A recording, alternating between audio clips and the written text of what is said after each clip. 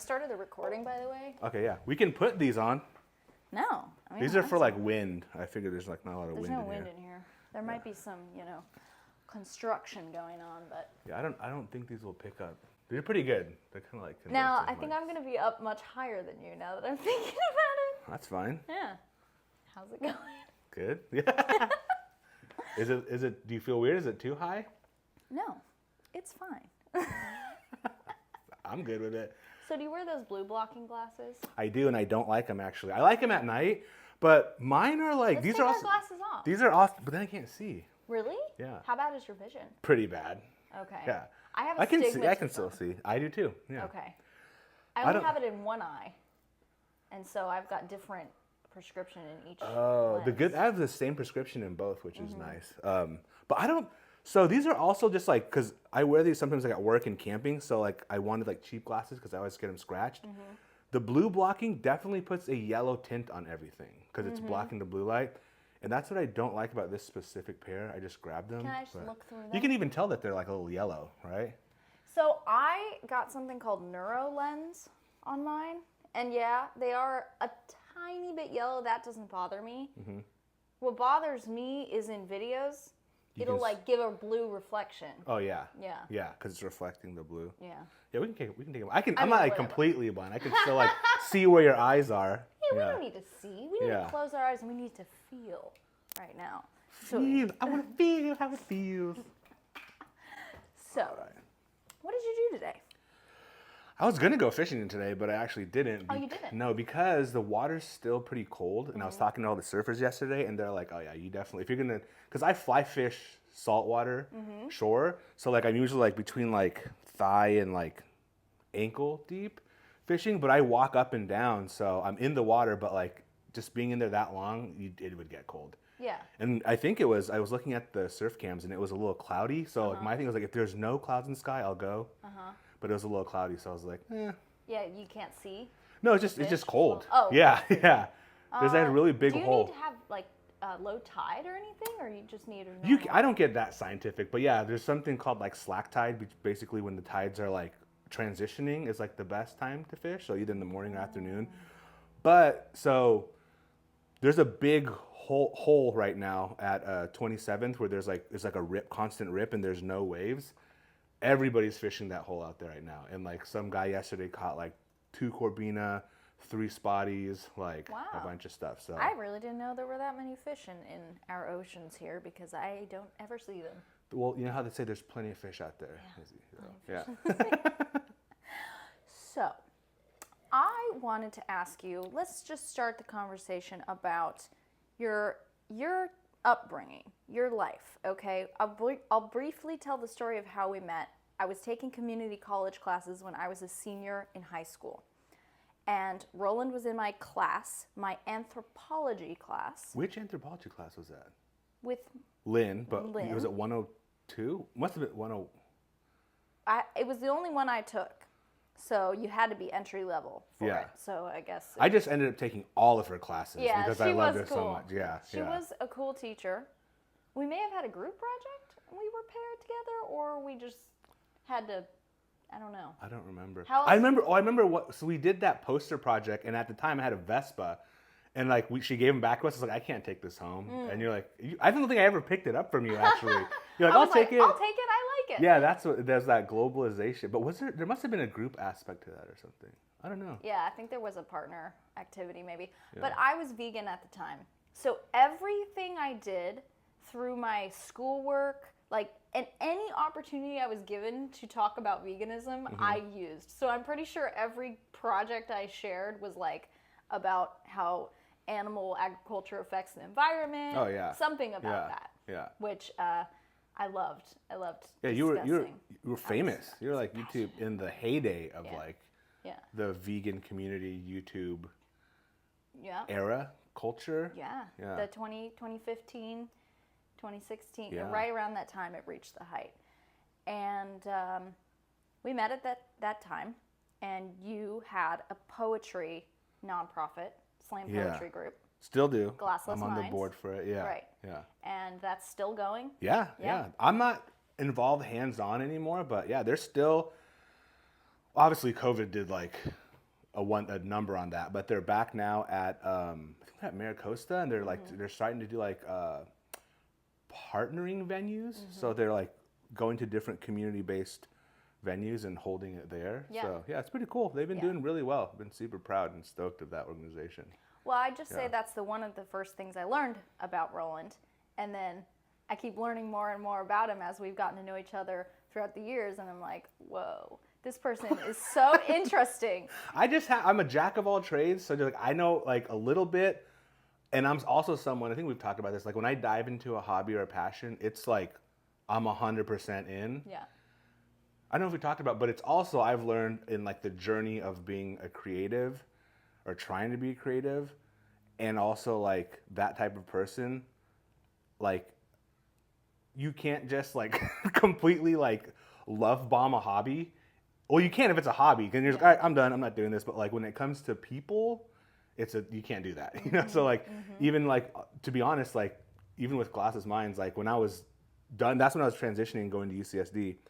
I was like, all right, I think this is done, you know, like this creative journey is done. And then like I thought was like a goodbye party, like end party, ended up being like an intervention.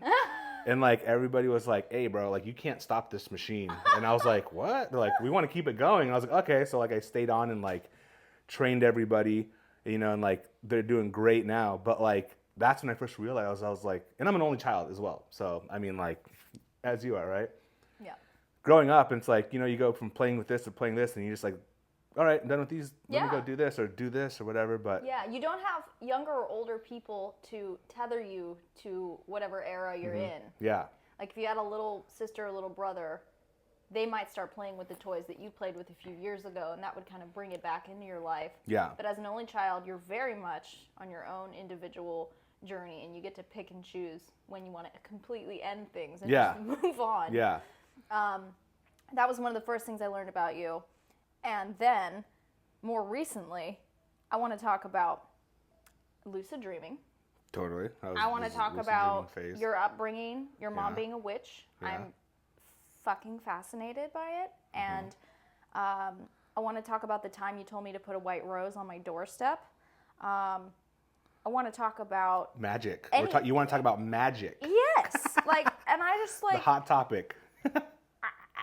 I just want to talk about it all. Yeah. So just tell me about your childhood. Yeah, that's a good transition. How obviously was it? grew up as an only child, and my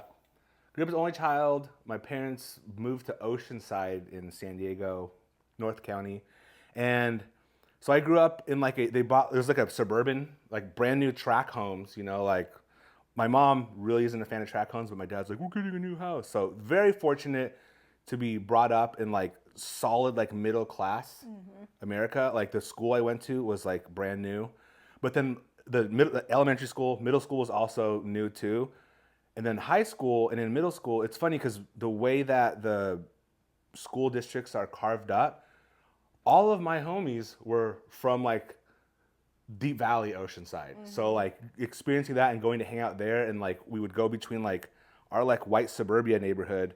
And then all my homies would be like, oh, dude, it's dope around here. And then we go to their hood, and then I'd be like, oh, because they had like the skate park down there. Like, you could skate the street down there, and like people wouldn't yell at you. Like in like suburbia, people are like, hey, shut up. And it's like, oh, you can't do anything over here, you know? Anyways, brought up only child, like that. My mom, obviously, like nature-based religion.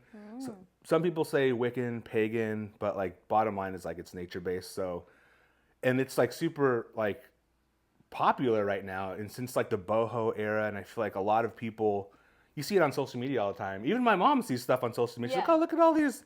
It's funny. Look at all these witches like doing all this, like all these young people like talking about magic and like manifestations big. I remember when The Secret came out, and like people talking it's funny because all like the older millennials that are into spirituality, like they're the ones that I see talking about, like, you know, like Gen Alpha, you know, but like the indigo children, crystal children, different like spirits that are coming into this world. And there are a lot of crystals in here. Oh yeah, I noticed all of them when I first came in here. So, and it depends. I mean, like, and I grew up very science oriented. Like I loved science growing up, and obviously my mom was like, she would like as a kid, she's like, this is what I practice. whatever you decide to practice, like it's not going to change like my love and support for you. Yeah.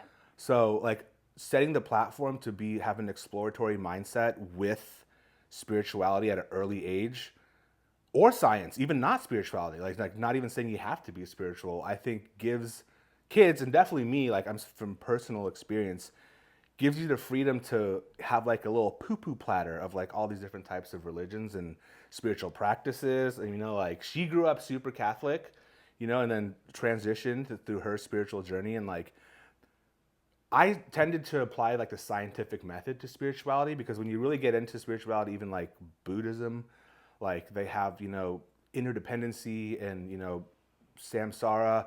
A lot of those concepts are hard physics, but literally with like a spiritual twist. Yeah. Energy cannot be created or destroyed. Yeah. In Buddhism, like that's like the transitional phases of like, this is a cup right now, but it wasn't always a cup. Yeah. It won't always be a cup, but as of right now in this moment, it's a cup. Same thing with everything, our bodies, everything has a lifespan of like, energy cannot be created, destroyed, only altered. So my science mind went from like looking at different types of like spirituality and being like, oh, whoa, like there's definitely a common denominator in just the reality and nature of this plane that we're on, and everything's trying to scratch the surface of it. So what I did is I just started like picking and choosing what made sense to me. So like I don't subscribe to one religion, so to speak, right, but I find value and respect all the different ones. And so also too, it's like the religiosity, the term in itself is like a practice of something, going to church every Sunday, you know, going up Catholic. Even still, when I go to like, you know, weddings or family funerals, it's pray the rosary, it's like all this stuff. But pray the rosary. Yeah, pray the rosary for all the different beads, you know. Which takes forever. When you're a kid and you're like, dude, we've been praying this thing forever. You know, I think every Catholic kid would be like, oh my God, like this is like taking for so long, you know, but it's important to the older generation. And you see it's like their way of connecting to spirituality. In Lynn's class, I actually did like a kind of controversial project that was looking at, I understand like the DSM's like outdated, like super problematic, but we did like I did a project where I was looking at different religiosity within religions, which could like someone with, you know, OCD or different types of, you know, neural pathways might benefit in certain religious settings. And in that project, I realized like, oh wow, like a lot of religious, I don't know, figures came to be and like found God out in nature. And then that's what kind of started gearing me towards like outdoor content and just like being outside, full circle, you know, growing up with a parent that's in a nature-based religion. I was like, dude, the world, if you're, the way I see it is like, that's how I look with manifesting. It's like, everything's out there. You just got to find it. You got to connect with it. Like, that's why I always don't like to say manifesting, because I feel like that has a connotation of like creating something. Right. Which is like, yeah, I guess technically you are creating. But for me, it's almost like an archaeological dig of like life. It's like, you just have to uncover it. It's already there. Yeah. You just have to like know where to look, pay attention to where to look. To it. And like, yeah. It'll grow by you paying attention. Yeah. Hold that thought. I'm just on, like, I have anxiety that we're not recording for some reason. Yeah. Okay, we are though. So there was a time that I was feeling unsafe, and you told me to put a white rose at my doorstep. And I loved that conversation that we had. And I think so that's a good segue too. So I mean, even growing up, my mom instilled in me, and I've thought about it a lot since then, because there are parallels that you can put a non-spiritual twist to it. So, for example, in nature-based religions, especially like Wiccan and pagan, like one of the first things, like rules, is like harm none. You know. Second one is like protection, like protecting yourself, which can be seen as like do good to your fellow person, like don't do people harm, and set boundaries. And there are different things you can do. You know, therapy is really popular right now of how to set boundaries with people.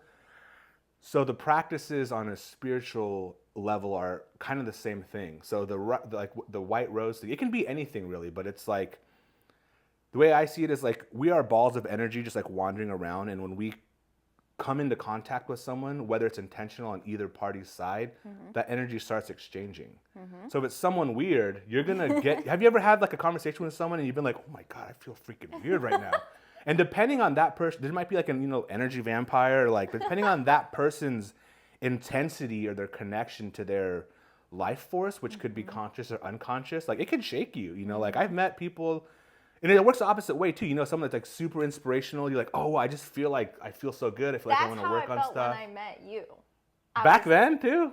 Yes. Weird. Back then, I was just kind of like, after our first conversation, I was like, something about this person, even though they haven't really told me any specifics about them, like I didn't know really anything about you. And I remember just kind of being like, I feel good when I talk to this person. Wow, that's a huge compliment. I've got there's something about him that's I'm very drawn to. Yeah. Welcome to the chaos. Yeah. And I mean, that's something too, like going back into like the spiritual journey, like I've really realized something that, so I also feel like everybody's born with a skill set or some kind of gift, if you will, whether you think it's attributed to God or your inner, I feel like it's attributed to purpose. And one of mine is like community building. And it's weird to come to terms and like to say it out loud when I really started seeing it's like building friend groups, community, I can't not do it. So like when I was doing the Glassless Minds thing, that was a whole community. That's why that is still going, because a community cared about it. Yeah. And then as we spoke about, like I was like, all right, I'm done. But that community kept going. So I was like, that's when I sort of started like responsible leaving, responsible releasing.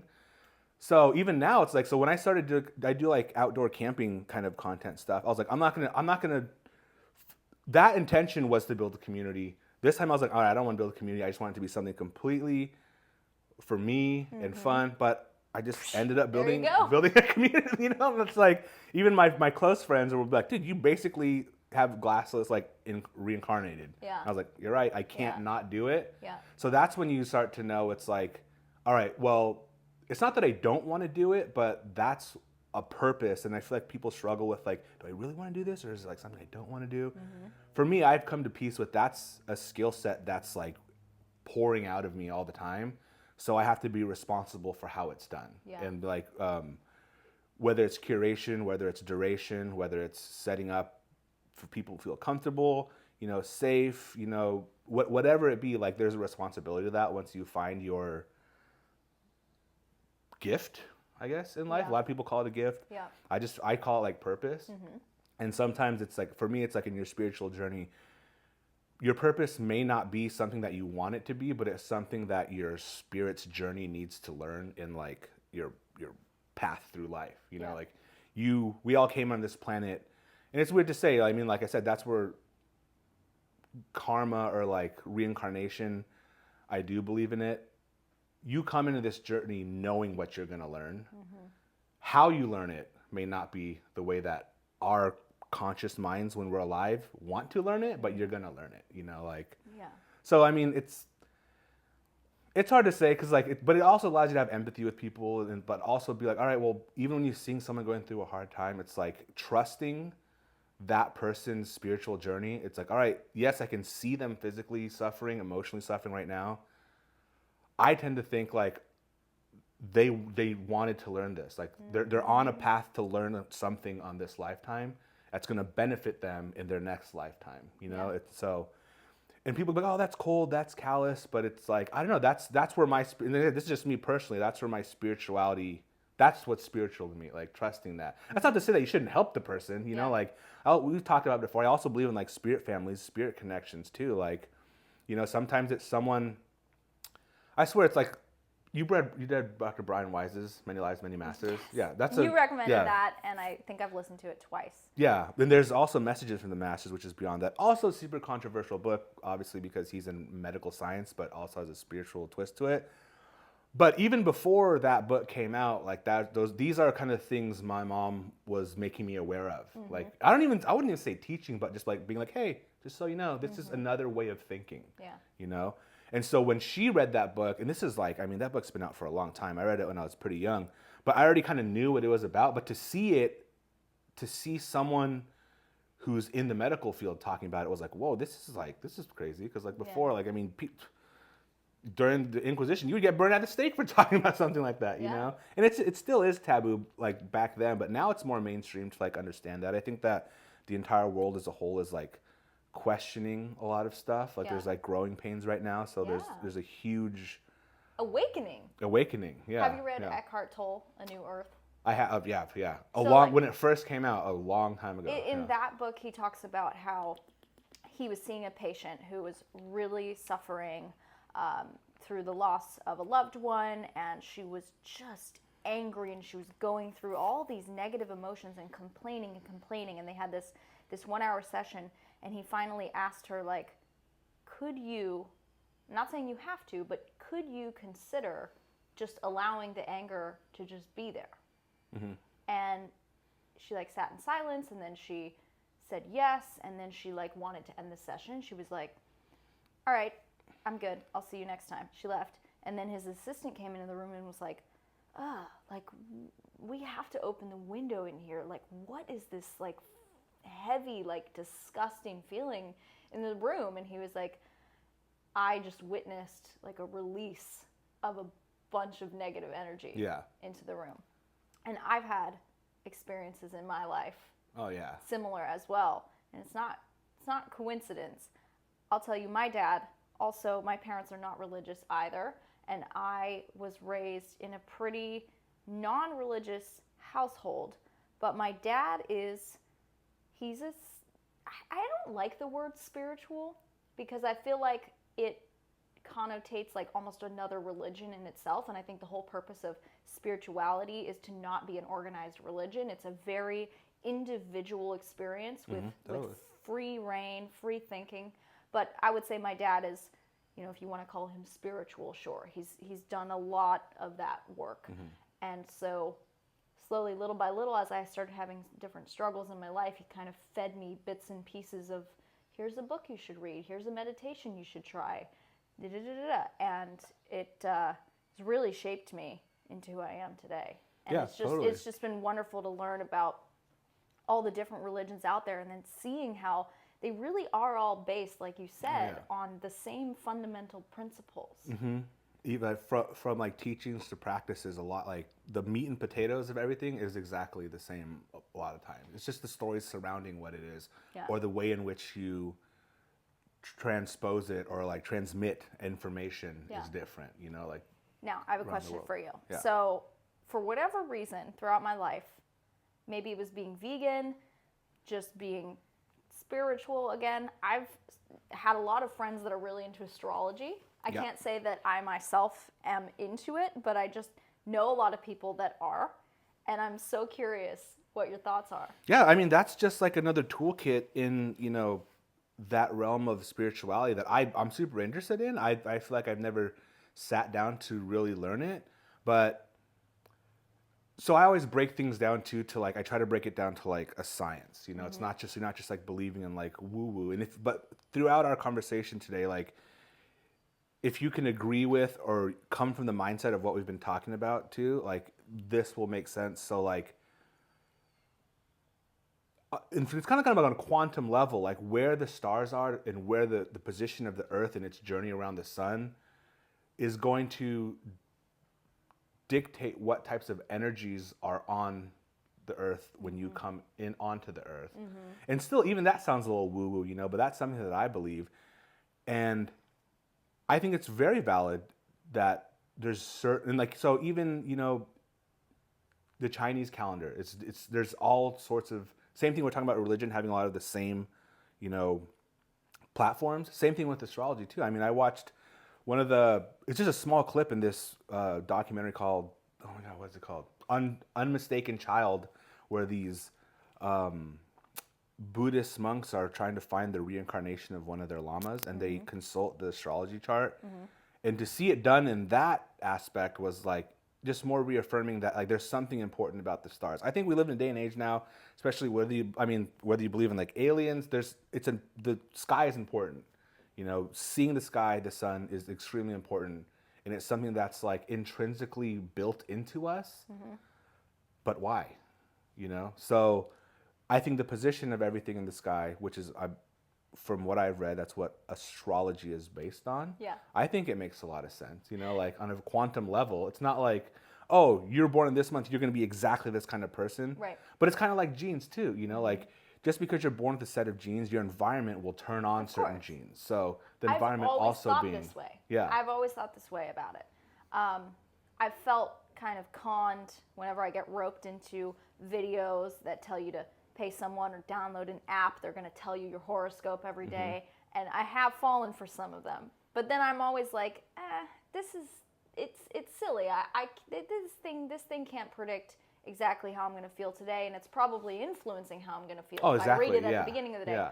But I agree with you. It's probably a factor, and then the environment and the things that happen throughout our life are another factor. I'm apparently, according to an expert in astrology that I work with, apparently I'm on something called, I'm going to butcher it, I think it's called a lunar return. Okay. Or a solar return. I'm on some kind of return. We're returning somewhere. I'm returning. And we are so back. Is that like a hashtag or something? I've been seeing that a lot. That's your theme of where you are. I am so back right now. I'm coming back. Coming back. I'm not back, I'm but coming I'm back. on the way. I'm back. on the return. Yeah. And I do feel that way though, because when you met me and I was in college, or community college and before regular college, whatever, I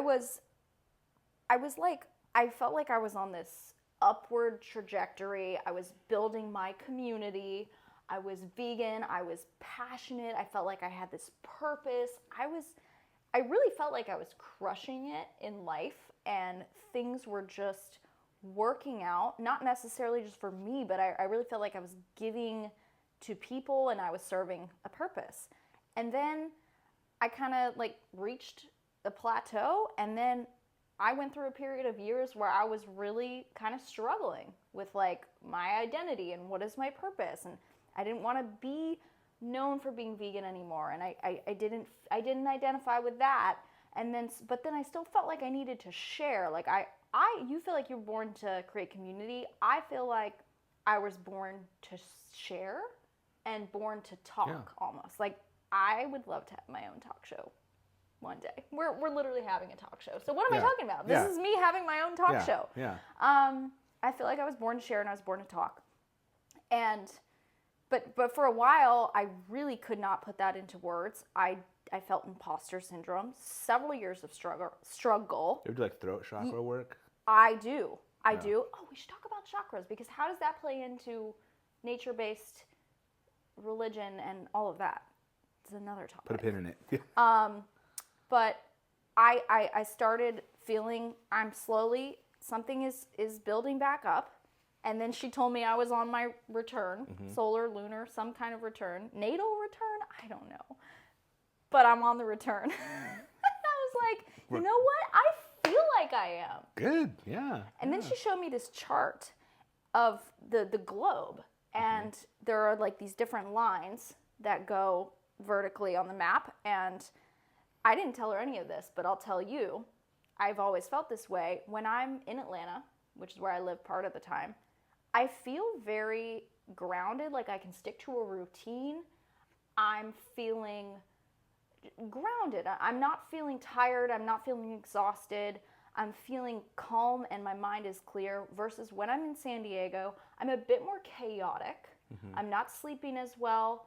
My brain is foggy during the day, and it just never really made sense. And it didn't matter if I was staying with my mom, if I was staying in my place by myself. Like, it wasn't really who I was with. It seemed like it was when I was just here. And I was like, is it the weather? Like, what's going on? She told me, I didn't tell her this, by the way. She told me, though, she looked at the chart and she said, yeah, when you're on this, like, you're close to this energy line when you're in Atlanta, because this energy line runs through Georgia here, and this energy here will make you feel very grounded and very at home almost. This is like your home base. That makes sense, yeah. Even though I was born here in San Diego. So let's talk about dreams, because I think you're an expert in lucid dreaming. Not an expert. But most people... I quit lucid dreaming because I was scared. It was scary? Oh, yeah. So, like, it was like back in high school. There's a movie called Waking Life that came out that was, like, me and my friends were watching, and I got, like, really into it. So, basically, Waking Life is about this guy in a dream, and he walks around and just talks to other people, kind of like we're doing right now. But like, imagine if I just walk outside and I sit down and just start talking to like, a passerby, and then we have Okay. this whole elaborate conversation. Anyways, it's when I started getting into lucid dreaming, or like becoming like what they call like an oneironaut, which means I can explore the dream world. And so there's different practices you can do to become lucid, or like start to have more lucid dreams. Everybody dreams not every night, but you dream a lot. It's just a matter of if you remember them all the time. So. Right. Apparently, you only remember a dream when you wake up during it. During REM, yeah. Right. So I've noticed too, if I wake up during REM, if my REM cycle hits when I have to like wake up and go to work, I'm tired that day. But if I wake up if I wake up and remember, I was just dreaming, that whole day I'll be tired. Huh. But I've remedied it by if I can take a nap, like a quick 10-minute during the day, it like I don't know, it resets something. I don't know the science behind it, but I've definitely realized that with me personally. But so anyways, I just started lucid dreaming quite a bit, and I was following this like YouTuber. It was like this kid. He had like a, I don't know, he was from like somewhere in Europe. He had this like really thick accent. I just like loved how he would explain things, and he would just like, YouTube's heyday, like look in the camera, like, and the second level of lucid dreaming is when you blah blah blah blah blah blah blah. So he was explaining all these levels, and like I got to the point where, one, I could lucid dream, and I could stay in a lucid dream if I started to feel like I was waking up. There's like things you do, like if you can feel yourself being like, if you had like a harness on and someone like pulled you up, that's what it feels like. And it starts, the pulse goes from like really low to like, then like you wake up. So you can feel that your body's starting to wake up. So when you feel that in a dream, well, for me, the one that worked, there's a couple different techniques. If you close your eyes and put your arms out in your dream. I told you he was an expert. And spin around. You could feel yourself like re-anchoring into the dream. It would work for me. There's a couple other things you could do too. I can't remember them, but that's what would work for me. Because a lot of times when you first start lucid dreaming, when you get so excited because you're conscious in your dream, and you've been trying to lucid dream, you automatically wake up. And you wake up like, whoa, I was lucid, but then I woke up because you can't keep yourself in the dream. So once you can like stay in the dream, that now I feel like the guy in Waking Life is like, then it's super fun. You can do anything you want, basically. I mean, in a way, because there's still levels of controlling it. Like you can be conscious in a dream, know that you're dreaming, but not be able to control your own actions, not be able to control your environment, your dream characters. So once you become, it's such a weird. This is why I never did real like hard drugs ever in high school. It's because like when you experience this, you're like, what is the mind? What is consciousness? Like, I don't know. Until you're lucid in a dream, I don't even have the words, the lexicon to explain what it feels like. It's like, it's very different. And then once you start getting good at like, I got to the point where I can environment switch and take my dream characters with me. So like if we're talking right now and I can be but it's a process of that. So like, first, before environment, it's like understanding your dream characters are you, or they're your perception of someone you know. So I'd realize I'm dreaming, and one of my best buddies, he would always be in my dream, and I'd look at him and I'd be like, dude, we're dreaming right now. And we'd be having a conversation.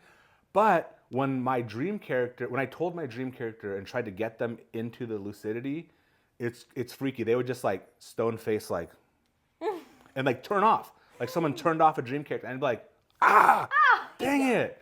And then I would just like go on with, it would be like NPC, straight, just like, not even moving. And it was freaky, but it's in a different way in the dream. It was almost like, ooh, weird. Okay, whatever. Like you broke, you're done. Like, so until like I started to be able to like cause you're conscious that you're talking to your dream character like it's a different person, but in that level of lucidity and consciousness, you also know it's you. So I've had conversations with dream characters that I know is me, and I'm trying to like problem solve something. Yes. And it's like two people. It's like telepathy. Like if you would ever think of what telepathy is, the conversation's not happening linearly on like a timeline. It's like, dude, imagine if you're just like listening to a group of like 10 people talking all at the same time, but you're understanding in real time how everything's developing and like all the what's contributed, what stays, what leaves. I don't know, it's hard to explain. And there's a lot of, philosophers and scientists that would practice this. Like one of the, so also to remember and wake up during REM, and problem solve. Like they would like put like basically like a little bowl here, and they would hold, you know, coins or something. And there's certain hours of the night, it's called like the watch, where you're supposed to be like the most aware and awake. It's like, I think it's after like a couple cycles of REM at like 3 o'clock in the morning. Evolutionarily, apparently it's because when we were hunting and gathering, a lot of times, especially like when we came down from like onto the plains, like someone had to be awake to watch the rest of the, you know, to keep watch. That's why they call it the watch. Yep. So everybody would cycle through. So evolutionarily, apparently there's this time at night, they say like, you should read, and it'll be like the most creative, like the best sex you've ever had, problem solving. You'll be like just like very clear intensely, but not fully awake. Like it's like a weird whimsical state of mind. So people would try to intentionally wake up during those times by like sleeping on a chair, and then when you fall asleep, obviously your hand relaxes, you drop thing, and you would like wake up. And so I started to like experiment. That's when I started to stop lucid dreaming, because it came to a point where like to become lucid, you have to do a bunch of like train your conscious mind in your waking life, as they call it. Right, like the light to switch constantly be to constantly be questioning your reality. So, and that's what started to get scary for me, is like, so when I would become lucid in a dream, there was like this feeling that I would have right as I was becoming lucid, like a feeling of like almost like waking up. It's not even really like waking up, but like a feeling that I would have. It was almost like a surge of like energy in my dream body. Yeah. And I'd be like, oh shoot, I'm freaking lucid right now. And then I'd do a dream check. I'm like, yeah, I'm totally dreaming. I started to get that feeling. What's the dream check? The light switch? I did light switch, digital clocks. You know how like in Inception they have those little spinning things? No. Have you seen? No. You haven't seen Inception? Terrified. Why? I don't know. Insidious was like, a terrifying dream movie. This is my horror, like weird, freaky stuff that makes you question your reality is kind of my biggest fear, but it's also my biggest fascination. 100%. Well, this is why I stopped lucid dreaming, because that feeling that I just described, like of like becoming lucid, I started to get that like when I was not dreaming, and it was like, and it at first it's like your mind like panics for a second with excitement, but like it started to happen when in my waking life, and being so young, you know, I was like, oh, this is like kind of freaky. I don't like when this is happening, like when I'm in class, and I'm like, what the? And I'd like sit there and he'd be like, I like look at my clock, like, all right, everything's stable. Like if Do you know if there's any science behind if it's good for you or not? Like lucid dreaming? Yeah, like does it help you with cognition? Is there any benefit to it, or is it just fun until it's not fun? I mean, evolution. So also too, like there's definitely an evolutionary purpose to sleeping in general and dreaming. I feel like the science doesn't even really know why we dream yet. Because I've heard that you could be zoning out and watching TV, and your mind is like less active than when you're dreaming. Right. So it's like, it's not to rest. Is it like an information dump, like taking out the trash? Is it like reprocessing? And obviously, if you don't go if you like, that's one of the forms of torture, is keeping people up. You know, like you will go insane. Yeah. So I'm sure that there is sleep. Obviously, there's a benefit to sleep, but as far as lucid dreaming, I mean, the pineal gland releases dimethyltryptamine, and they say that it's only active in certain parts of life: when you're born, when you die, apparently when you orgasm, when you're dreaming. And there's like one more. I think there's like 5. So that's why they call it the spirit molecule. It's the door between worlds. So I did not know about the orgasm one. I've heard born and death. That's all I've heard. The French call it, I don't know, petite, whatever, the little death. Apparently. So like, and I mean, again, evolutionarily, it's when we are, you know, procreating, like that feeling of like making a baby is like high reward. Like that's why we are human. Like that's what we chase, you know? Yeah. So yes, it's physically good too, but it gives us like a little dose of like, here's a little cherry on top. And you've never done any drugs that contain DMT? Because no, it does exist. No, oh yeah, for sure. I mean, apparently it's like kind of easy to get now, but like, even then too, I got a guy. I don't I don't even know if I would want to. Like, I don't think I would want to. Like, I don't know too. And two, it's like if I were to do it, I think I would do the ayahuasca route. Just because it's like more. I've heard it's like more gentle on your physical body. I mean, it's by no means fun. Like you're throwing up, potentially like pooping yourself, like. But like the aspect of what it does as far as longevity, and like it's more like a gentle, like plane ride up and down as far as just like, jumping at skydiving with like smoking it or So I've never done it, but this is also one of the reasons why I feel like I have never done. I mean, the biggest thing I've done is like psilocybin, you know, and that's like. I don't even think it is like on par with like just the fact that how reality feels like it's like malleable in a way, like the way it looks, but like also like the feeling as you move through something. That's the biggest connection with like dreaming. Like it's definitely more stable depending on how much you do mushrooms, but and you spend a lot of time out in nature. Oh yeah. I want to ask you if you've heard of the golden ratio. This spiral. Oh yeah. That's like shapes that you see over and over again. Crazy. It's everywhere in nature. Like just like so again, going back to this conversation about how spiritual symbols are rooted in this common thread of also science, and how. And you can look at it from an evolutionary standpoint. I mean, like this is for some reason this shape, the golden ratio, pops up because it either gives this plant animal shape some sort of evolutionary advantage or it benefits somehow, So again, too, it's like, so now we always see ourselves separate from nature, where we came from nature. Back to the astrology thing, it's like, and that's good. This is like on like a micro level, something happens molecularly where that shape pops up. It's like, the stars as well, like different, like there's and even as talking through this, like I know that thread and connection is there, but like I can't hook it up. So let me ask you this. I'm not going to take any credit for this theory. This is a friend of mine who had this kind of idea, and we're trying to workshop it and figure it out together.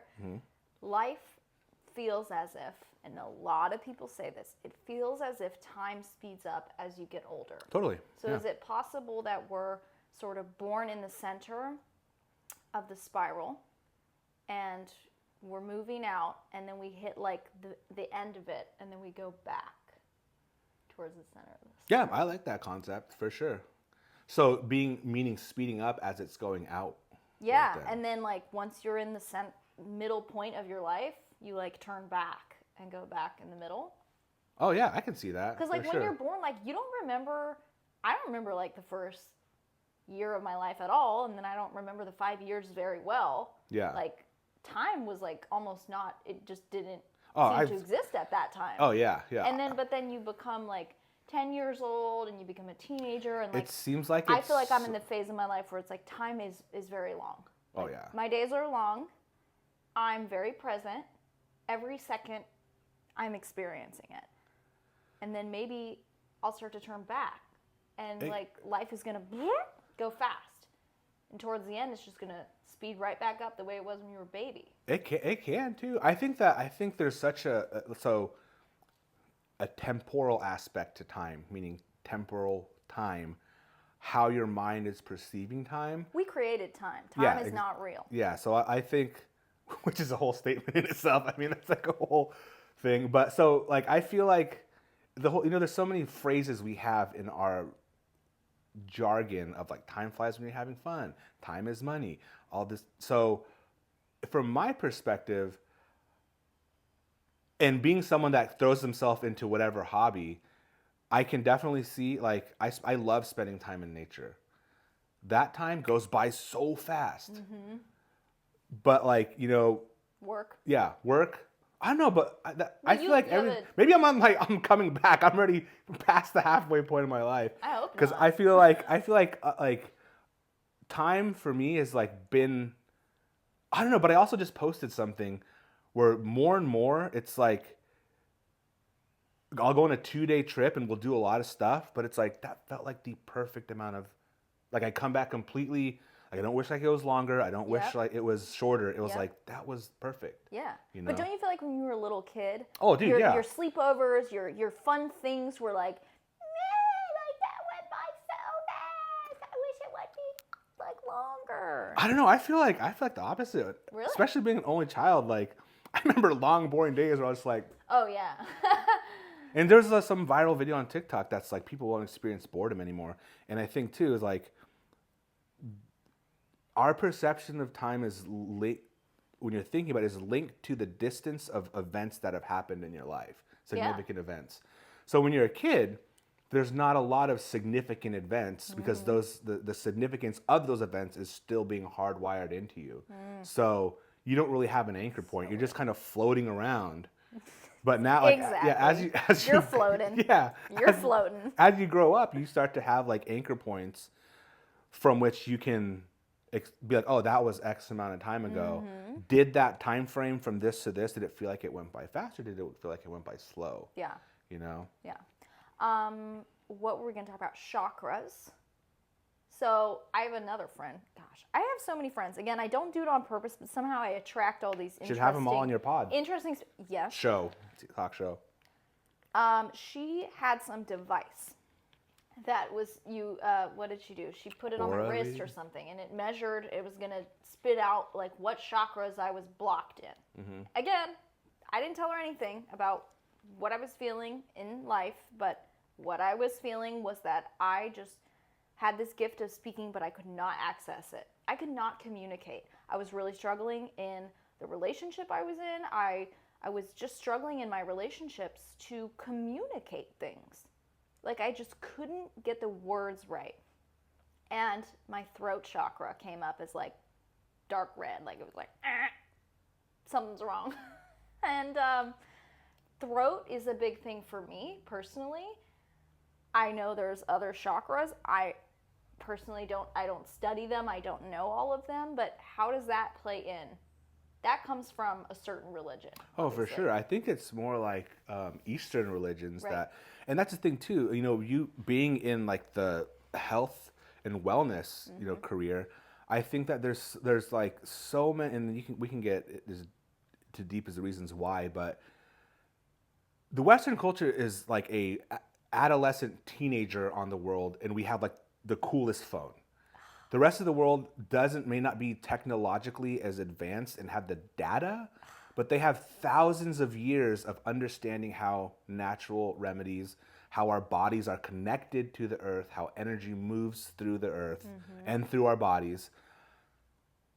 And time, all the time in the world, to bring it back to time. I mean, like, so things like acupuncture, I've never tried it. So this is just my thoughts on it. Like it's not solidified. Like I couldn't say that I've experienced it. Yep. But I believe, like I would approach those things with a extreme open mind because different herbal remedies, you know, Chinese herbal medicine is like, I'm sure like there's so much information on there. And I mean, pharmaceutically, like what is like around 50% of all of our pharmaceuticals come from nature? Yeah. Why not get it A lot straight of from the them source, are you know? compounds. Yeah, or like derived from a Yes, natural, even exactly. if it's synthetic. Yes. So it's like if you could learn to extract medicine, you know, from nature, and then also too, like being with your body. I mean, there's one of the things that tripped me out that I learned exactly. So it's like when you get like, and it's so innocent, but also like it really got me thinking. If you're like eating ice cream or a Slurpee, and you get like a brain freeze. You're like, oh, push your tongue against the top of your mouth. It works as hard as you can. You know, like, you know, so. I tried something the other day when you're exercising and you get a side cramp, squeeze your hands together. It worked. Yeah, right? I'm going to check that we're recording. Yeah. I just am like, okay, we're still going. Yeah. Okay. The other one too, like, and I just saw it briefly and I decided to try it. Like, if you ever have like a headache or a migraine, that's not because you've been drinking all night, but like, and you like squeeze this part of your like hand, and like, there's like a certain spot, spot you have to hit. And I don't know if it's placebo effect, but it works. Like you can literally feel your headache like kind of shrinking back up, you know?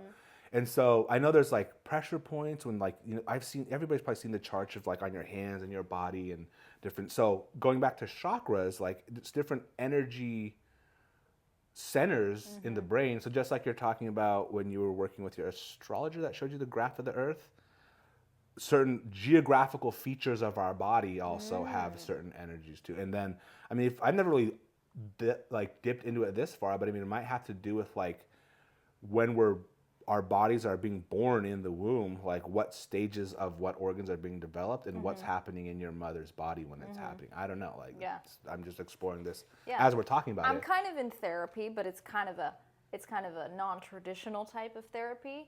And she'll take me through a certain experience, or I'll talk about a certain issue that I'm having, interpersonal or whatever, and she'll ask me where I feel it in my body, and it's always here. Yeah. I'm like, there's this weird kind of ache or tingling in this location. And then we work on letting it be there. Yeah. Allowing it. A lot of the pain in our bodies, I've realized from practicing, comes from the resistance to it being there. So like if you have upper back pain or something, the muscles all around it, they tense up. Yeah. Because your body's like, no, don't feel that. Don't feel that. Like we're going to do everything to create a barrier around it so you don't have to feel that. But that in and of itself causes way more pain. Trying to compensate. You work on just letting it, like just letting it be. Like let the pain be there. Then what happens? A lot of the time it reduces significantly. Totally. That ties into being mindful, like a lot of the meditations start with like, all right, like think of your shoulders. Are they tense right now? Relax them. And, from the head down, you do that whole practice. So do you meditate? Be honest. No, I can't. I can't. I can't either. I mean, I try, but it's. Do you know why you can't? Why? I totally know why I can't. I don't know. I was asking you, like, for personally, do you know? I don't know. I don't like sitting still. So for me, my mind is busy. Yeah, I mean, I like that one. You have a couple of posts of like the chatter. I would love to. I've tried multiple times, but I know for me, so like I said, before my mom, when we were kids, when I was a kid, I was the only child, so obviously like I'm around the house just like doing whatever, playing with toys. And my mom would do meditations during the day, and she would have them on like a boombox with like a tape, Does she have like crystals all around her? Was she? She had like sometimes she would be at her altar, but like our house, we always had crystal. I mean, all the stuff you see that's like Pinterest now. Like I grew up like little fairy. The Reiki people. Fairy stuff. This is like in the 90s, Like I remember seeing like, why do we have this little tiny chair made out of twigs? It's a fairy chair. Oh, cool. Like, or just so she would meditate, but she would, there was no there was headphones, but like but she would just. Like if my dad was at work or whatever, even with my dad was there, something, she would just put it on like a boombox, and so like I would be playing, and even if I was like in the other room, I could hear it. I'd be like, sleeping. Yeah, I'd get all tired and sleep. But when I was sleeping, obviously my subconscious mind was taking in this entire meditation tape. Yeah. Because it starts with like before you get into meditation, it starts with relaxing your body, setting the energy, and then me being so close to my mom as an anchor point, when you do energy work like that, like you can change the energy of an entire house if you know how to do it.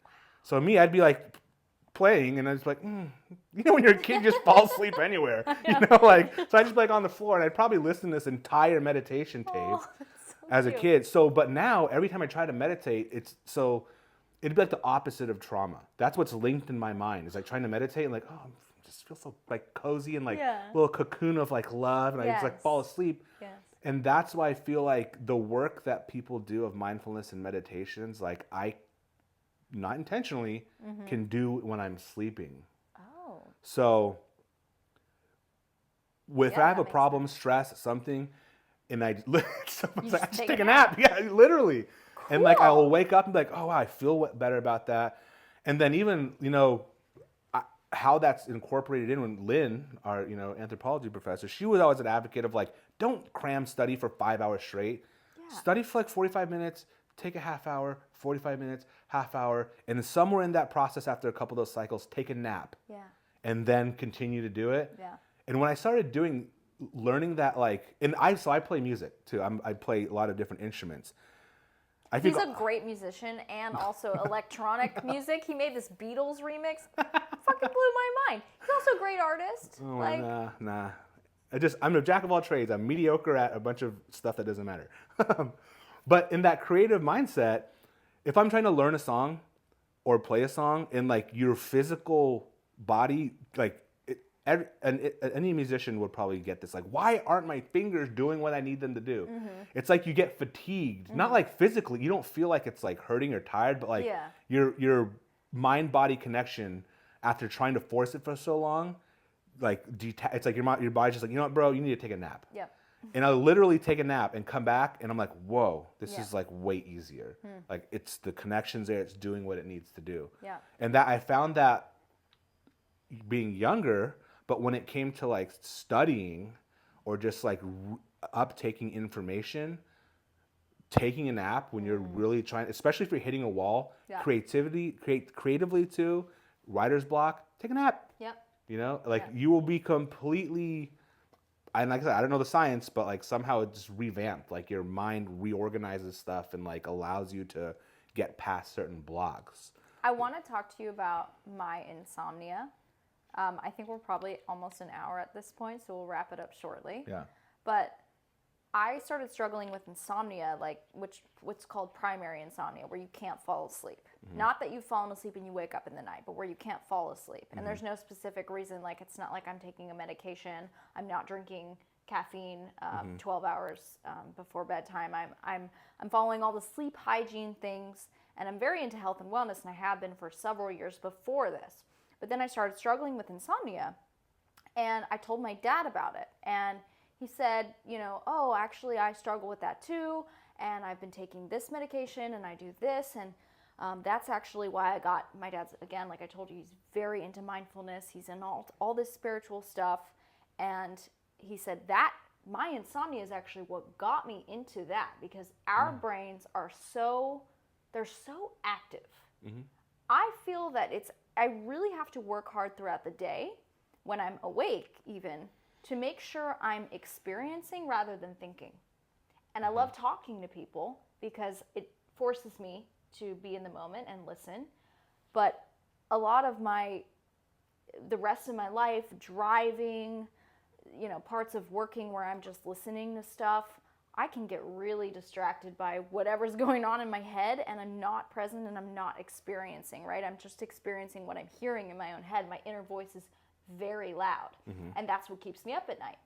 And I'm explaining this to my dad, and he's going like, wow, you know, Izzy, I never told you that I had insomnia. I know, I'm so close with my dad, by the way. Like, we're like this. Up until like recently he told you this? He only told me once I told him. It's like how long ago? And he's been having, this is like 2 years ago when I told him. Yeah. And he told me that he's been struggling and severely, you know, had the same issue that I have since he was about my age. Whoa. And he never told me because he didn't want to create the problem. It's like, you know, he didn't want me to think, oh, this runs in the family. Like, it's going to happen to me, which I'm very grateful for, because maybe it would have happened sooner for me. But he said he's worked with so many doctors. He's talked to so many different healers. He's tried sensory deprivation takes and all kind of medications and all kind of meditations. He's done the, you know, regular Western medicine. He's done all the Eastern stuff. He's truly spoken to so many people because it's been such an issue in his life. But he's never heard someone, until I described to him what my insomnia is like, he's never heard someone describe it properly. Like he always felt like whoever he was talking to, whoever he was working with to help him, didn't really understand what he was going through, because, you know, so I want to talk to you about paradoxical intent. So one time I was with my mom's dog, and we were at a dog park, off-leash dog park, and the dog like runs away because some dog starts chasing her, but the other dog was nice. So my mom's dog just like runs off into the street, and I'm like, I'm bolting, I'm chasing her, but I'm not going to catch up to this dog. Yeah. And I'm like, this is bad. So you stop so chasing the I dog. stop chasing her, and I start turning the other way. And for a moment, I'm like, this is a really bad idea because we're getting further away from each other. But of course, a moment passes, the dog sees that I'm running the other way, the dog starts chasing me. Then I just squat down, the dog runs into my lap. And for our sleeping, that's the only thing that really works is, it's especially bad if you have an important day the next day, like something important, or you have to get up early for work. Like, you've got to be on your A game, and just knowing that causes you to not be able to sleep. And it's the most maddening thing. But the only thing that seems to work is if you can actually trick your brain to saying, no, let's try to break our like non-sleep record. Like, let's try to stay up as late as we can. And And you get sleepy. it's easier said than done. But oh yeah, for sure. Yeah. But and you have an Oura ring too, right? I don't wear it. I actually haven't worn it in about a year. Well, Shelby has one too. I think tracking... Seeing your sleep scores, like, I was like, isn't that anxiety inducing? Your ring's like, hey, guess what? You didn't sleep good tonight. And we were thinking it's funny, like, if you're watching it when you're sleeping, it's like, you just see your score going down every minute. You're like...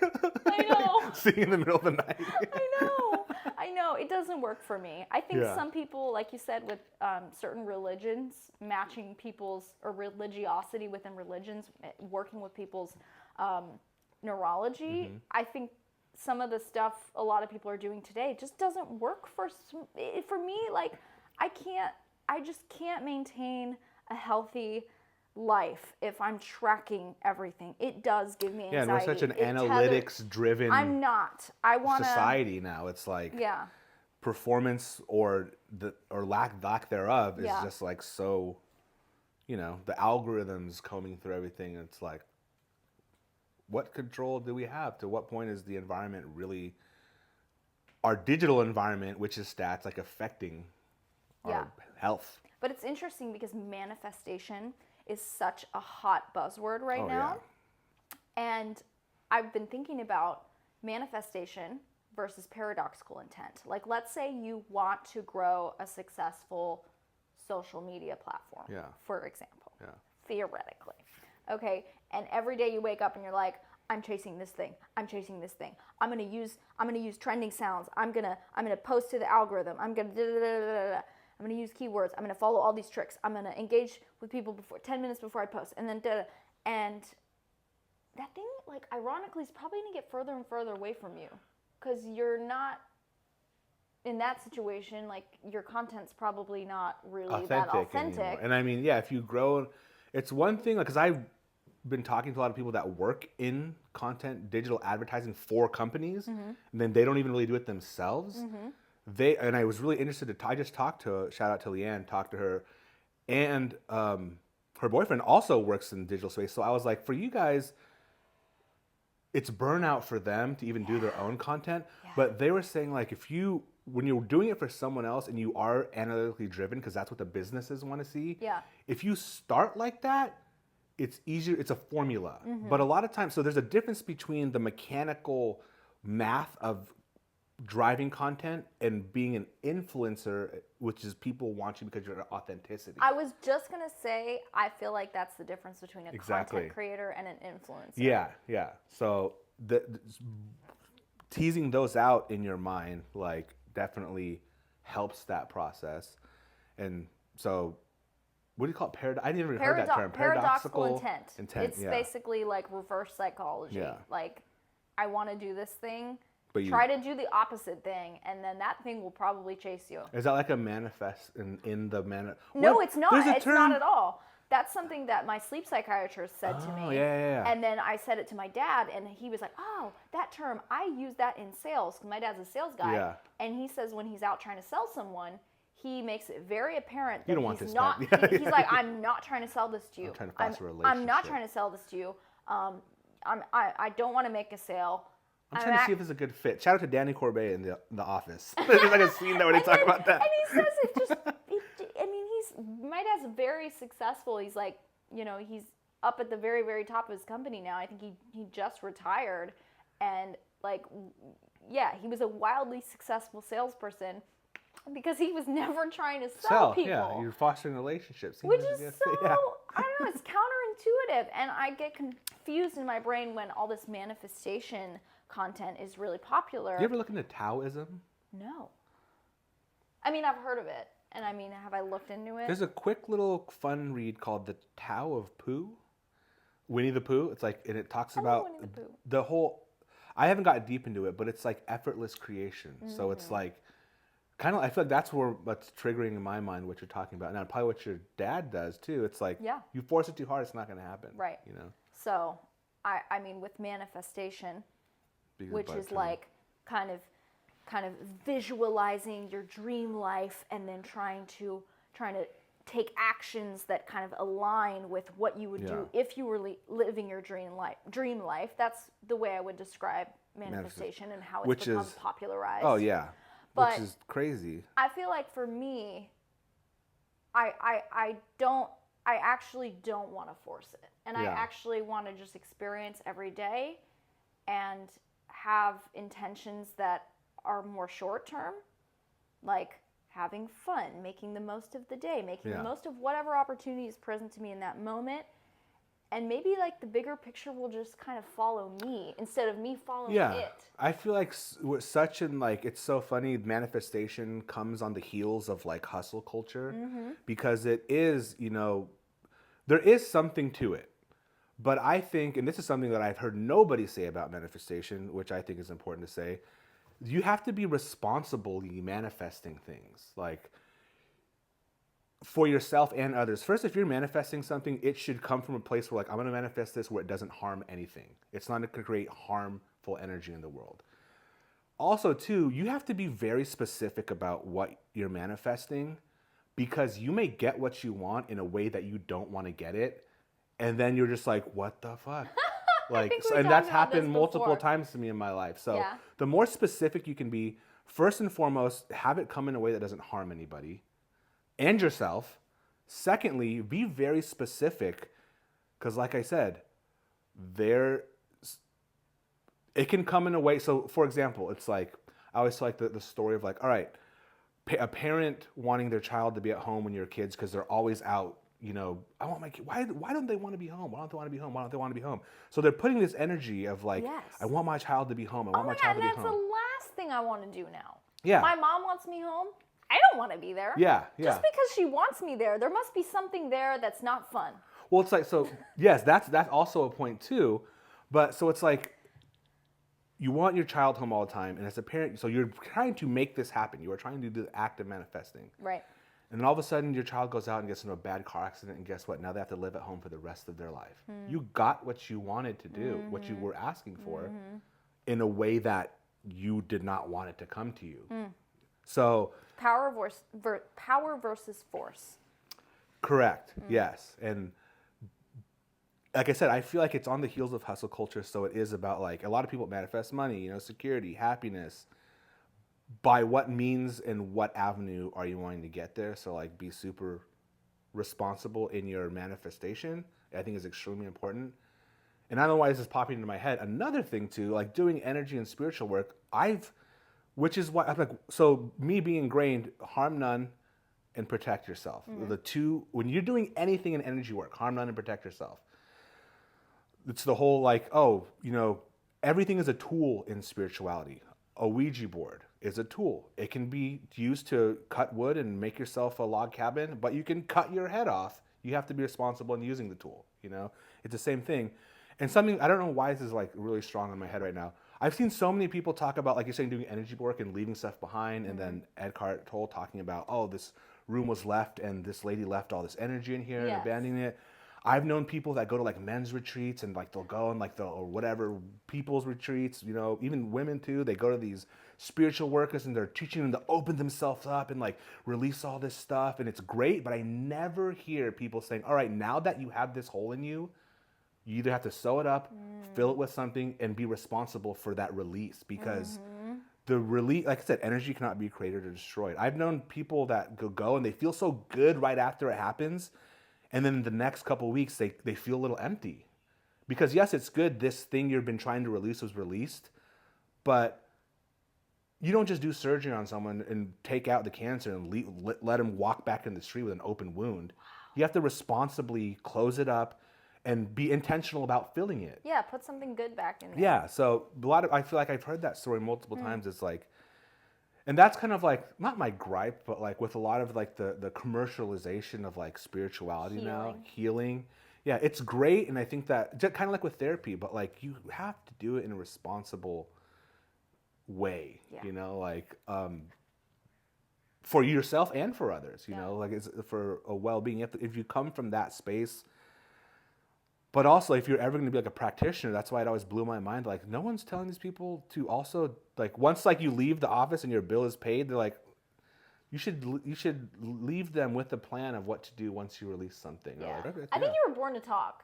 It seemed like a lot I have the of gift of gab. I know. I feel like a lot of the stuff you shared, like I know with your content about camping, you get to talk a lot, but I feel like you shared a lot of things that you've been like wanting to say. Oh no, I never like. That's a thing. That's like I can talk about this like for days, and I never talk about it on like my content. Yeah. So this is like the I only love place that. you'll find it. But I feel like same thing too. It's like I know that's part of something in the journey of life that will unfold when it needs to. Yeah.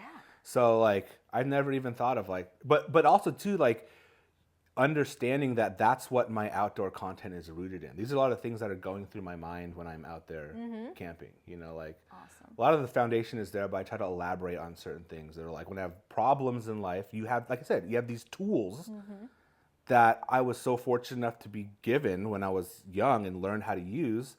Now I think if you're going to use these tools, the best place to use them is out in nature. Yeah. Well, Is your dad camp? Is he a camper? Has he ever camped? No. I mean, I don't. Are you a I would camper? say no. I know that if I tried it, or I haven't, I've done it before. Actually, my dad and I did something called Indian Princesses, which they've had to change the name of because like the Native American reference was controversial. We used to have these like names. I was, Red River or whatever, but it was a bunch of white people just being like, dreadlocks, we're drum Native circle. Americans. Yeah, So problematic. But anyways, my dad and I used to be a part of one of those. Like groups. a father-daughter. It was a father-daughter okay, camping. yeah. Father-daughter camping. And a Yeah. lot of it was like true camping, but some of it wasn't. And yeah, I think if I started camping, I understand the appeal to it, and I can see how with my personality, I'm like you. I go in and I get kind of almost addicted to something, so I think I would become very into it. And I'm wondering. I love nature. From like a sleep perspective, though, like Oh yeah, the so it would help with sounds, the phytoscenes. the what? Have you heard of like Shinrin-yoku and the research coming out of Japan of like what nature does to like your cortisol levels and your neurology and your hormones? I mean, I believe that. I've heard. Yeah, I mean, I know what that's what technology does to them. That's It's what I've not been good. really getting into, and the cutting edge research coming out of Japan is like pretty freaking cool. In response to Japan's technology boom in the 80s. All right, we're gonna have to link some Yeah. stuff, and then you can find Rolland, with his content about the epic poo view. Oh yeah. And you can find me here. Thanks for listening to the first episode of this podcast that has no name yet. Yeah, well, you'll have to name it. I'll be surprised. I'm gonna name it. Sweet.